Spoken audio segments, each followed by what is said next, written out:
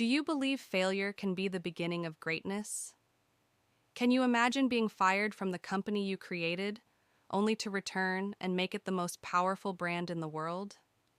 This is not fiction. This is the true story of Steve Jobs, the man who changed the world with a device that now sits in your pocket. Steve Jobs was born in 1955. His biological parents gave him up for adoption. He was raised by a humble family, not rich, not powerful, but he had something rare: vision.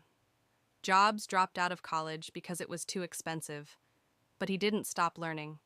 He sat in on classes that inspired him, like calligraphy. That skill, years later, became the reason the Mac had beautiful fonts. Nothing in life is ever wasted. He believed that. At 21, Jobs founded Apple in his parents' garage. His dream? To make technology beautiful, simple, and human.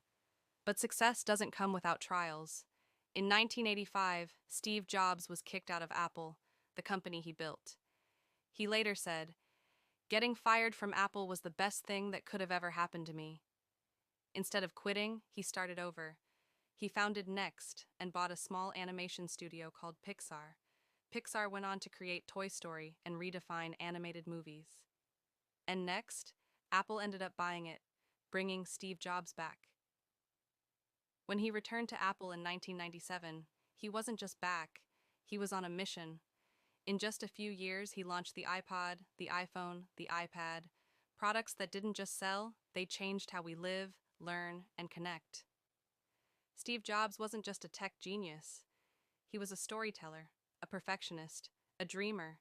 He famously said, "The people who are crazy enough to think they can change the world are the ones who do." He cared about the details, the user experience, the feeling you get when you open a box, and he always believed in passion. Don't waste your life living someone else's.